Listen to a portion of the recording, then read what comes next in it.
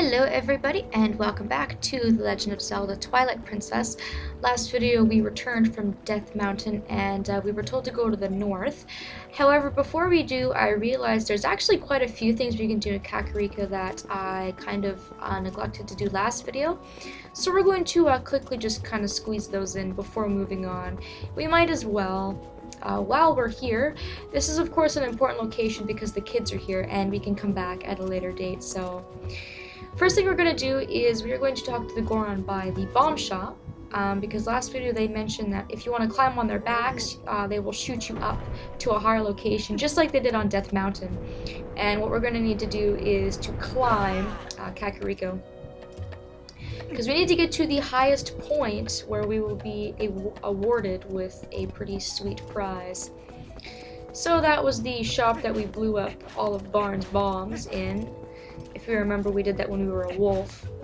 But there's one building on the very top of the village, and it's over here. So it's Goron's outstanding watch. What a nice guy you are. I heard this town was also attacked by beasts, and that it had met with a terrible fate. It is shameful that we were so concerned with ourselves that we did not even help them. I am helping the little human up above keep watch to help relations between Kakariko Village and our people on Death Mountain. You want to check out the view from up top? It is pretty amazing scenery, brother. Alright, I will take your word for it. Let's go on ahead and see who's awaiting us at the top. There's someone up there, obviously. Someone we haven't talked to in a while, so let's go ahead and climb up here and we get the finest view in all of Kakariko. The highest point up here, and of course it's Tallow up here. So if you want to look down, you can see the entire village is just laying out right in front of you. Really nice view, actually, although when you look down you realize how small Kakariko really is. And then of course you've got the ominous Twilight portal just kind of floating in the background. Looks really out of place. Anyways, hi Tallow, what's up? Link, check me out. I'm up here keeping watch for the whole town. Yeah, any more monsters try to attack, and I'm gonna be ready. I'll shout my head off and warn everybody. Ugh, gee, but if I had a bow, then I could just sit up here and shoot all those nasty monsters. Oh, hey, I know, Link, you can show me how to use one. Come on, please, just show me how you shoot a bow, Link, okay? I don't know what Tallow's fascination with all of our equipment is, and why he can't get his own, but I guess we're gonna have to show him. Mallow's down there in front of the spring, so go down and find him, then show me from there. Okay. So this is kind of a mini game here. You came, but can you really use a bow? I've never seen you so much as hold a bow back in Orden. Oh, Mallow, how you underestimate me and my green tunic of power. Whatever. First off, shoot through that. Okay, so this is kind of similar to the slingshot. Now, I'm really bad with the bow. It's really hard for me to tell like where my arrows are going. Like for me, that looks right in the middle of the target, but the game says it's lower. I don't know why. I have a really hard time using my bow. So, I guess that one was a bit on the easy side. Fine. How about that? Own personal weakness. I've got terrible aim. So there, maybe. Oh, there we go. Hey. Listen! No, I'm just kidding. Up here! Try to hit this pole! Is this April Fool's? Are you joking, Tallow? You really think I can hit that from here? Well, we have to try to finish this game up. So let's try for there. Too low. A little bit higher? There we go. Wow, you hit it! You hit it! Thanks, Link! Oh, I guess you have a little bit of skill when you concentrate. Looks like you've left some battles behind you. Impressive. Ah, we've impressed Mallow. Wow, that's surprising. Take this. Oh, thanks, Mallow. Finally warming up to me a little bit. So nice of you. Alright, so that's our first piece of hearts, and once you complete that little mini game, you can go back to Mallow's store, and he will also have a new upgrade available for us to buy. And I do believe you have to do that little mini game first. we can come into the store now and we can buy the hawk eye. This eyewear allows you to see distant objects as if with the eyes of a hawk. So let's go ahead and buy it. We've got 100 rupees. This is not mandatory by any means, but if you want 100% completion, then you want to pick this up. This is actually a scope that you can place on your bow. So I'll show that off in a minute. It's kind of interesting actually, because it's kind of a unique item to this game.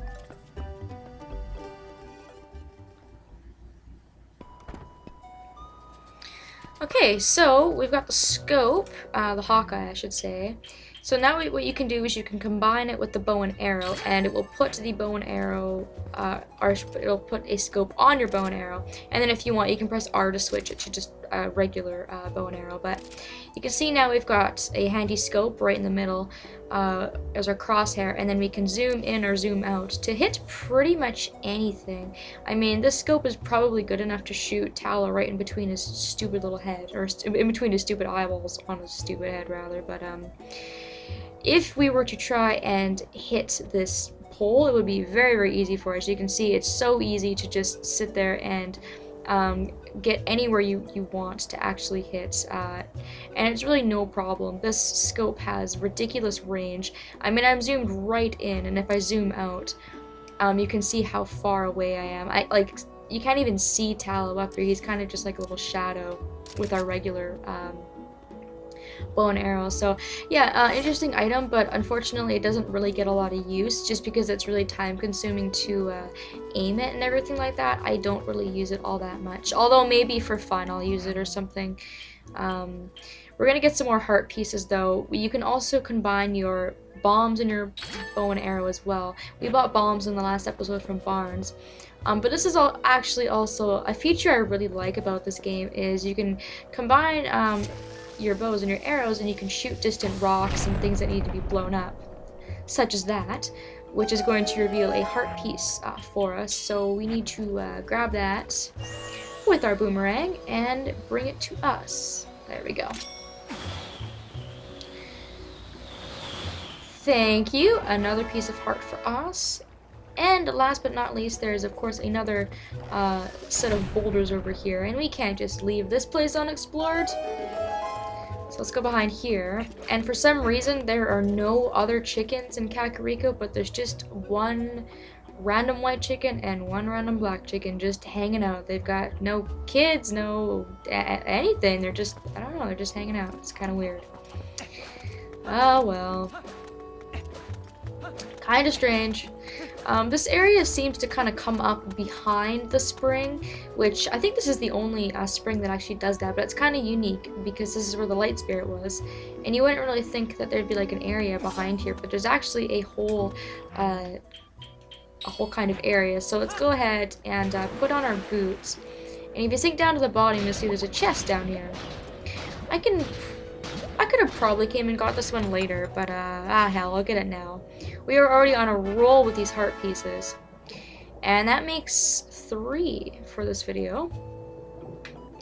There's rocks there, as you can see, but we clearly can't blow that up, because as soon as we would shoot an arrow into the water, the bomb would just diffuse by getting water on it. So we will probably come back to that point later and figure out what to do with that rock.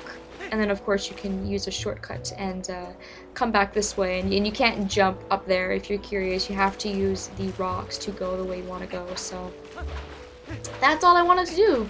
That was just the first few little side questing / backtracking stuff that I wanted to do in the game so far. Like I said, I figured while we were here we might as well, and if I missed anything important we can come back later. But for now, it's time to move on with the story. After Link has a short break, it's now time to head north, so let's just go on ahead and see what other kinds of trouble that we can get into. Alright, and here we are, back at Hyrule Field. And of course, the mailman is gonna stop us. Wonderful. Greetings, Mr. Link. I have come to deliver a letter. There is a letter for you, Link. 2 letters, in fact. Well, thank you. Well, my business is concluded. Onward to mail. How does he always know where we are? Does he have some sort of like link sense? He's like, my link sense is tingling or something. I don't know, it's kind of weird. Come to think of it, I haven't even really shown off mail, so I might do that now. You can see, I think it's right here. There's going to be an option in the start menu for letters, and it will show you all of the letters that you have picked up, and ones you've read and ones you haven't. So of course, I think we got this one as our first letter. The mailman is saying like, don't run away from me if you see me. It's like, nah, really, but I want to. Uku, I think she pretty much writes you a letter almost every single dungeon, which is kind of neat, I guess. It's kind of like you have like a friend who writes you every once in a while, but Uku's really creepy, so I don't really know if that's something that I'm really interested in reading. She will tell you that she has a son, so maybe we will meet Uku's son next time we meet up with her.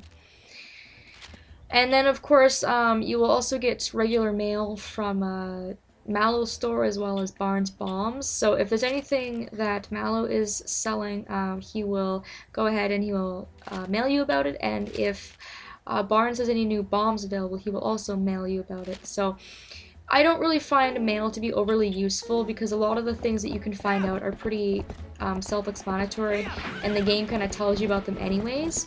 So now we're going to, of course, just keep heading north. We need to get to a new province, which is going to be covered in Twilight, obviously. We've knocked down 2 provinces off our list, and we're going to go to the 3rd.